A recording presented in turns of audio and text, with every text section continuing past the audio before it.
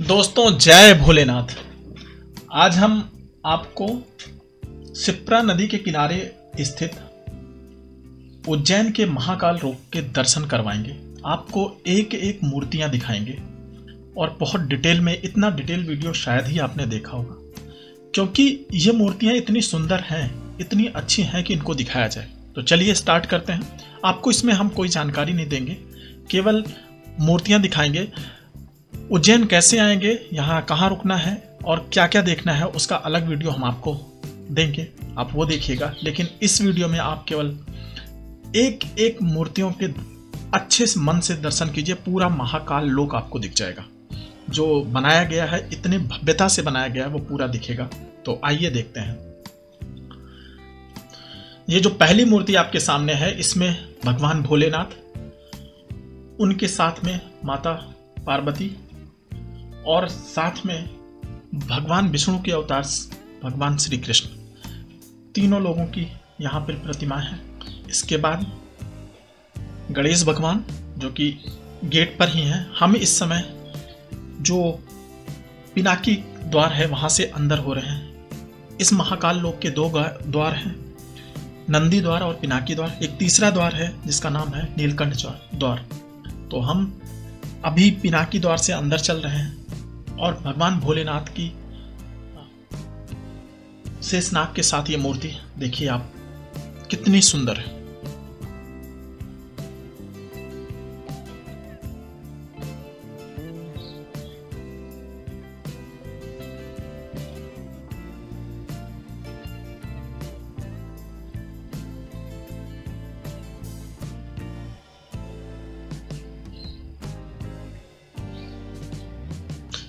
इसके बाद भगवान भोलेनाथ के स्वरूप हनुमान जी की मूर्ति को आप देखिए यहाँ से आगे चलने पर, और इसके आगे चलने पर अष्ट भैरव देव की मूर्तियां हैं।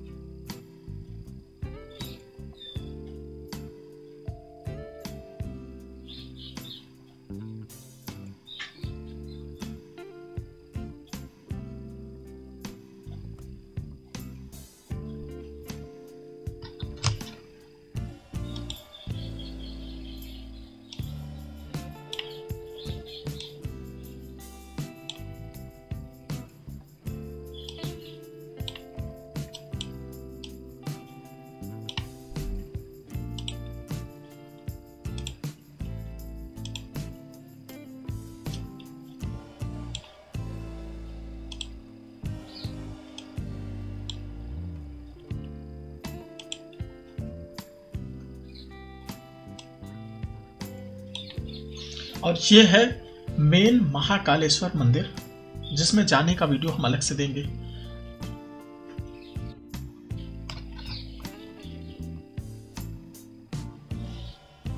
इसके आगे चलने पर भगवान भोलेनाथ, ऊपर गंगा जी और सिंह और नंदी।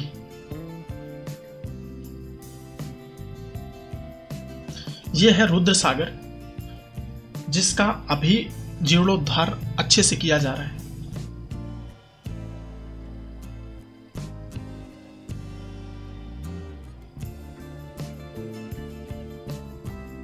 सुदामा जी की यह मूर्ति है। और जो प्राचीन मंदिर है महाकालेश्वर मेन मंदिर, जिसको हम देख रहे हैं, वो महाकाल लोक है। इसी में प्राचीन मंदिर भी है और वो सबसे ज्यादा प्रसिद्ध था। उसके चारों ओर भव्यता को बढ़ाने के लिए महाकाल लोक बनाया गया। इस मंदिर में दर्शन करने के लिए यहाँ से जाते हैं। ये एक द्वार है इसका, और यहाँ से आगे चलने पर महाकाल लोक का मेन मंदिर है, जहाँ पे कैमरा अलाउ नहीं है।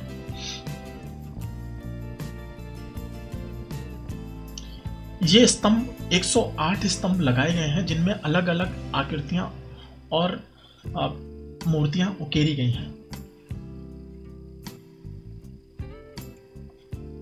यह है यात्री निवास महाकाल लोक में। आप आगे बढ़ते जाएंगे, महाकाल लोक का यात्री निवास, जिसका द्वार इधर से ही खुलता है और इसकी बुकिंग होती है।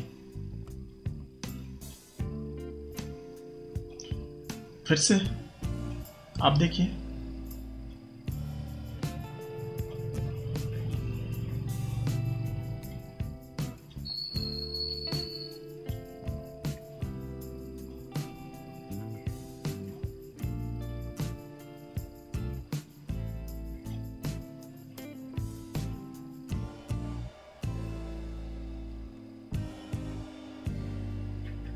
इसके बाद में नीलकंठ द्वार की तरफ जैसे ही मुड़ेंगे, इस रास्ते से नीलकंठ द्वार पड़ता है और उधर हमें पंचमुखी हनुमान जी की फोटो मूर्ति फिर से मिलेगी।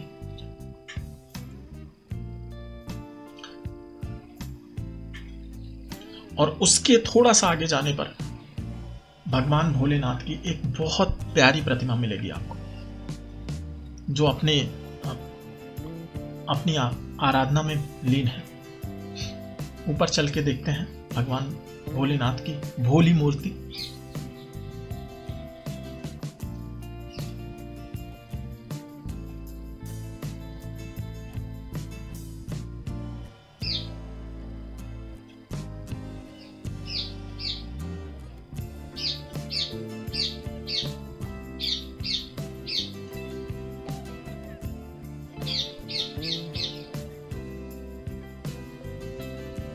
आगे बढ़ेंगे, नंदी द्वार की तरफ हम चल रहे हैं। हम आ रहे हैं पिनाकी द्वार से और नंदी द्वार की तरफ चल रहे हैं। और इसमें 1 किलोमीटर की दूर में ये पूरा फैला हुआ महाकाल लोक है,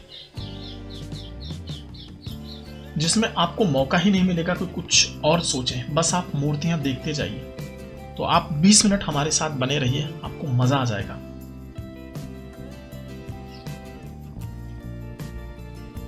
उसके बाद भगवान भोलेनाथ की फिर से एक और मूर्ति।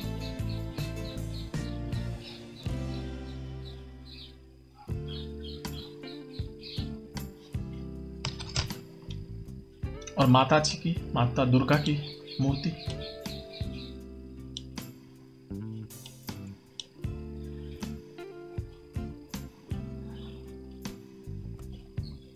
ये समुद्र मंथन का दृश्य दिखाया हुआ है, जिसमें भगवान भोलेनाथ विष पीते हैं और समुद्र का मंथन का पूरा दृश्य है।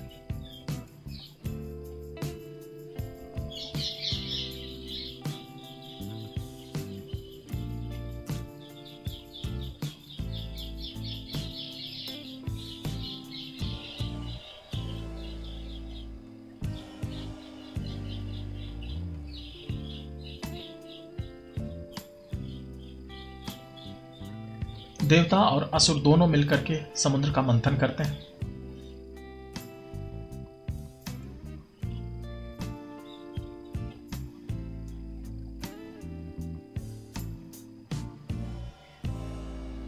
इसके आगे बढ़ने पर गणेश जी के साथ में मां पार्वती।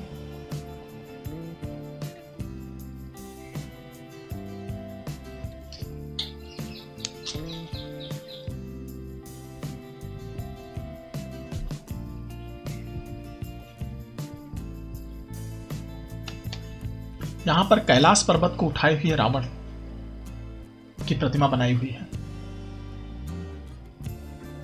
जैसे जैसे आप आगे बढ़ते जाएंगे, एक से बढ़कर एक खूबसूरत मूर्तियां आपको मिलती जाएंगी।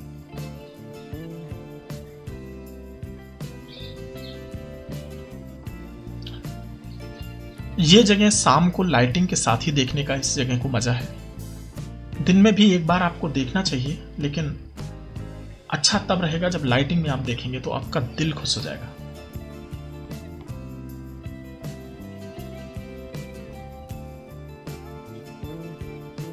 दिन में गर्मी भी लगेगी अगर आप गर्मी के टाइम पे आएंगे।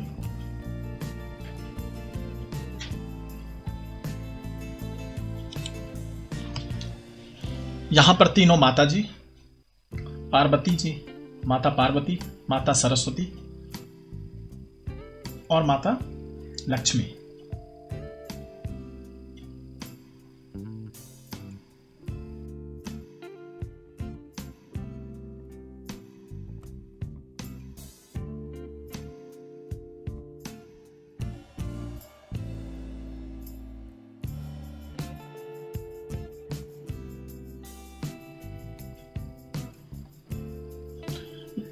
इसके आगे बढ़ने पर भगवान भोलेनाथ वर रूप में शादी के लिए जा रहे हैं।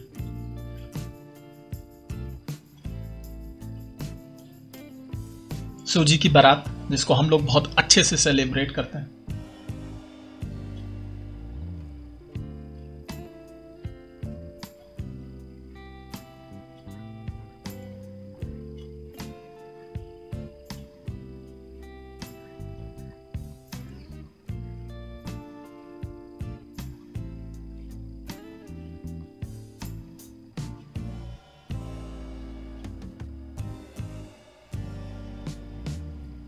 दीवालों पर, यहाँ पे जो साइड की दीवारें हैं वहां पे भी शिव जी की कहानियों की प्रतिमाएं लगी हुई हैं, मूर्तियां लगी हुई हैं, उनको उकेरा हुआ है दीवालों पर। आप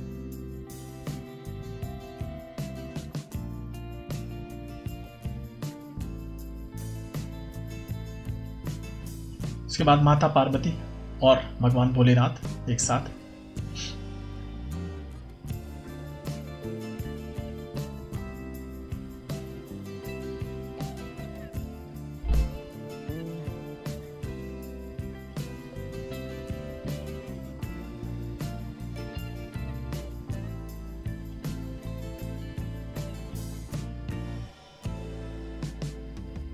पशुपतिनाथ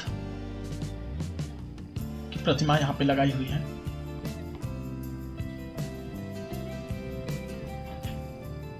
ये भगवान भोलेनाथ की एक और मूर्ति।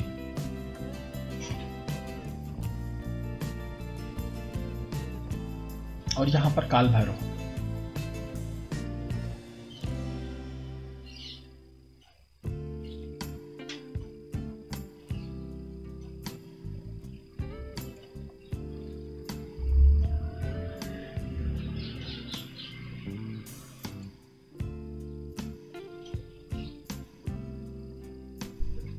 और आगे बढ़ने पर भगवान भोलेनाथ की ये मूर्ति, जिसमें वो यम का संहार कर रहे हैं।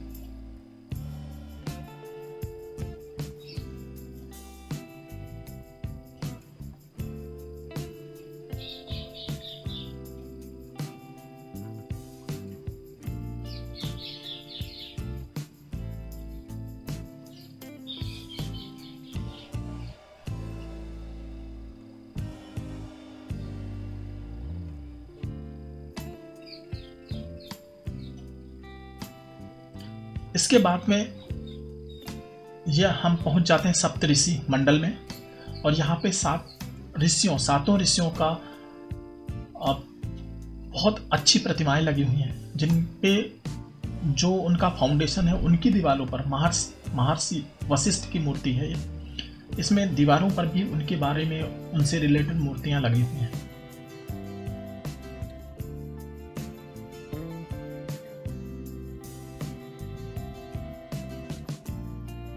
इसके बाद महर्षि कश्यप।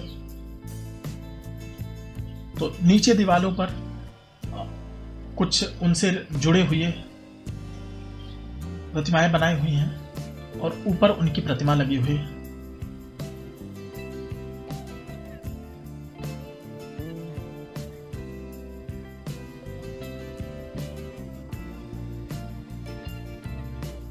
महर्षि अत्रि।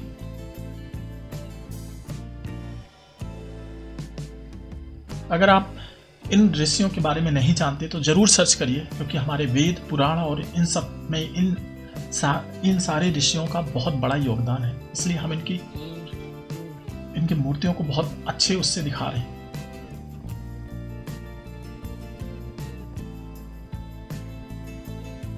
महर्षि भारद्वाज।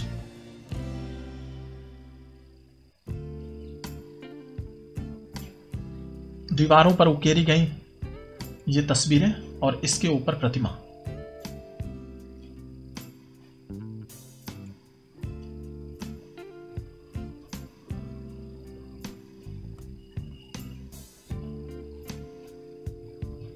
महर्षि विश्वामित्र।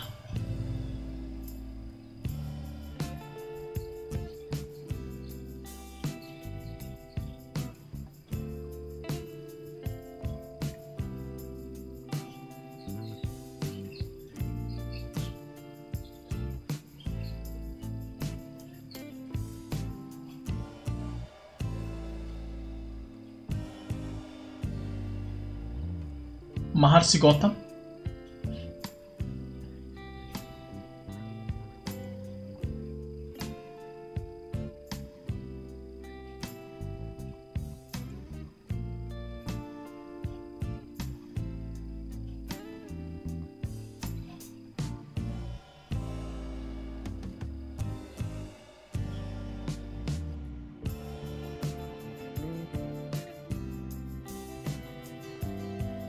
महर्षि जमदाग,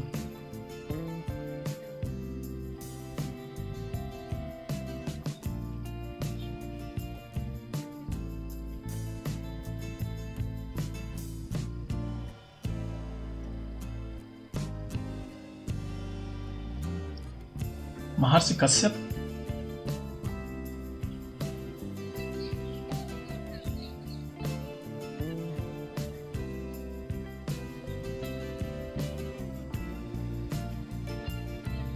और बीच में ओम और उनसे रिलेटेड थोड़े भगवान भोलेनाथ, ब्रह्मा, विष्णु सबके बारे में कुछ दिया हुआ है। इसके आगे हम वीरभद्र द्वारा वृक्ष का संहार का दृश्य है।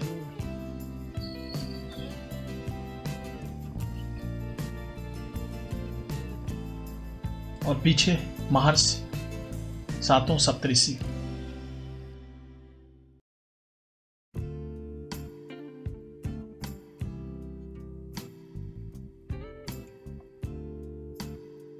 अब भगवान भोलेनाथ का कमल ताल आ गया। ये बहुत ही सुंदर है। इसमें लाइटिंग और फव्वारे, इन दोनों का गजब का मिश्रण किया हुआ है। आप इसके चारों ओर बैठे रहेंगे, घूमते रहेंगे, देखते रहेंगे, क्योंकि ये इतना सुंदर बनाया हुआ है। लाइटिंग और फव्वारे दोनों को मिला के।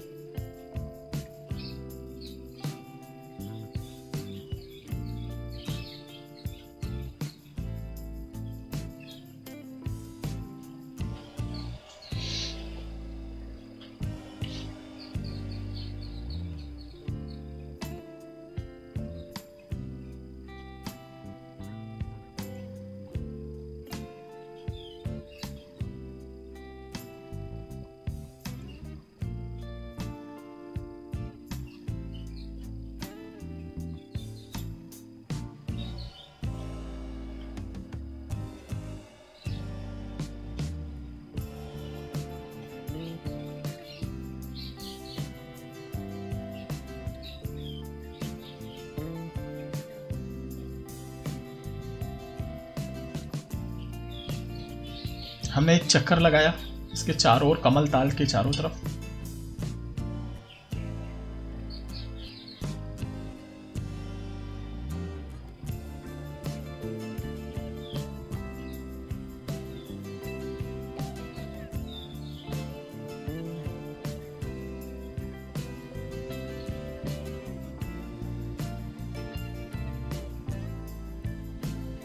अब इसके बाद में भगवान भोलेनाथ त्रिपुरासुर का संहार कर रहे हैं।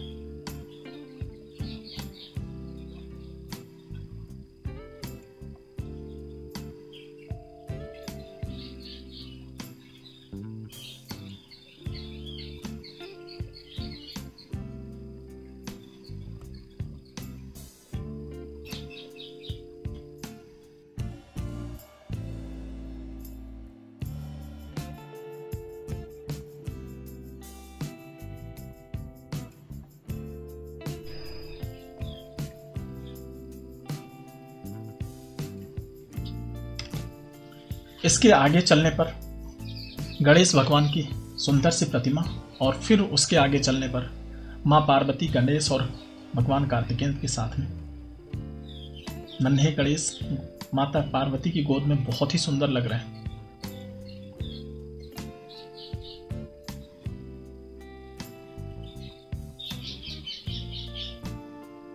इसके बाद नवग्रह यानी राहु, केतु, मंगल, नवग्रह के लिए ऐसे जैसे सप्तऋषि का किया हुआ है उसी तरीके से नवग्रह को करते और सूर्य भगवान को बीच में बनाया हुआ है। ये नवग्रह की यहाँ पे पूजा करवाई जाती है उज्जैन में। तो ये पूरा अपने ग्रहों का चित्रण दिखाया हुआ है। इसके बाद ऊपर से देखिए महाकाल लोक कितना भव्य और सुंदर लगता है। तो हमें लगता है ऐसी जगह घूमने से ना केवल आपको आनंद मिलता है बल्कि आपको शांति भी मिलती है